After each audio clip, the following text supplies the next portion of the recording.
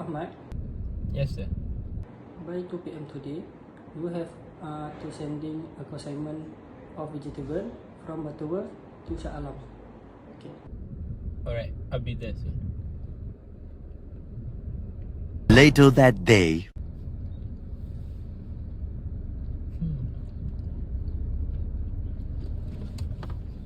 Oh my god.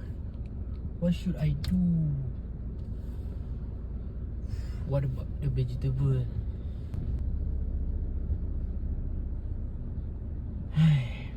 What about the vegetable? Oh, there is a fresh market. What if I sell this vegetable at the shop? Later. Hi sir, I'm in emergency. I was involved in a road accident, but I was bringing a lot of vegetable. I want to sell it to you with half of its price. Do you interested? Sure, you can. Later that same evening.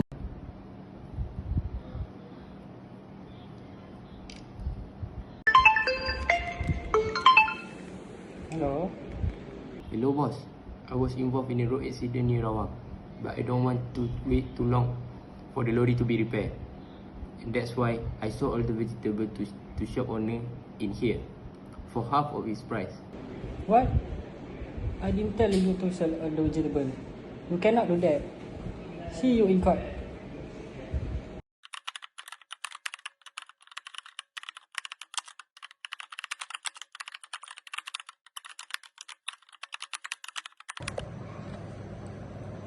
Good afternoon, Your Honor, and everyone in court. The case begins with the suit number of 1052024 of 2024 between the plaintiff employer and defendant Ahmad. We will begin the case now. Prosecutor, you can start with your question. Thank you, Your Honor. Plaintiff, you can explain about this case to us. For today, I am making a claim regarding defendant Ahmad. I understand that the accident was unexpected and difficult, but defendant should have consulted with us before making such decision. Defendant was entrusted with our goods and he sold all the vegetables without my permission. In addition, defendant sold all the vegetables with half of its price. Thank you, Plaintiff. Defendant Ahmad, could you can explain to us about this case? I was instructed by my employer to deliver a consignment of vegetable from Butterworth to Shah Alam. Unfortunately, the lorry was involved in a road accident near Rawang. Instead of waiting for the lorry to be repaired, I sold off the vegetable to a shop owner at half price. I am apologize for not asking plaintiff first before selling those vegetables. Thank you, defendant, for answering my question. I have no any question. Thank you, everyone. So now, the plaintiff lawyer, you can proceed with your question. Good afternoon. My name is Hani Alisha Sazrin binti Muhammad Effendi as a lawyer to my client, plaintiff employer. This case is actually about my client, which is employer for defendant Ahmad to carry a consignment of vegetables from Butterworth to Shah Alam. But unfortunately, defendant Ahmad just sold all the vegetables and did not inform my client. According to Section 142, Contract Acta 1950 states that an agent has authority in an emergency to do all such act for the purpose of protecting his principal from loss as would be done by a person of ordinary prudence in his own case under similar circumstance. According to relevant case by Great Northern Railway versus Fairfield 1874, the fact is a horse was sent by train and the owner was not there to receive it. The railway company decided to put it in a stable for the night. The issue is whether there is a contract between Great Northern Railway and Fairfield. Next, the judgment is the principal was liable to pay for the cost of the horse night stay in the stable. Based on this section, the formation of agency by necessity had three conditions must be satisfied. Firstly, it must be impossible to contact principal to get further instruction from the principal. The relevant case by Springer versus Great Western Railway and Co. 1921, the fact is the railway company which took care of the delivery of the tomatoes decide to sell them locally when they were found to be bad due to the delay in delivery. The company did not communicate with the plaintiff, the principal. The issue is whether there is a contract between Springer and Great Western Railway & Co. The judgment is the railway company were liable to the principal on the sale. Secondly, the act is done in actual and definite necessity. The relevant case by Prager vs. Balspiel, Stem and Haycock 1924, the fact is owing to the occupation of Romania by German force, it was impossible for the agent to send the skin to plaintiff or to communicate with him. His principle.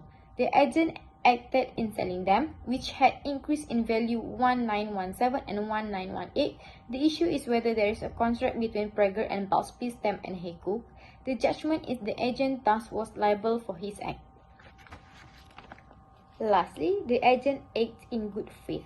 The relevant case by Cloak vs. Gateway Food 1978, the fact is after being involved in a traffic accident while driving a delivery truck for Gateway Foods, Stanley Cloak sold the frozen good contained in the truck without authorization from his employer.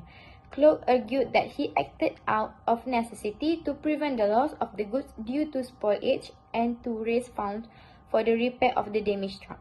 The issue is whether there is a contract between Cloak and Gateway Foods. The judgment is Cloak was held liable for conversion. Thank you so much for plaintiff lawyer and the prosecutor. Is there anything else you want to ask? No. Thank you, Your Honor. No, thank you, Your Honor.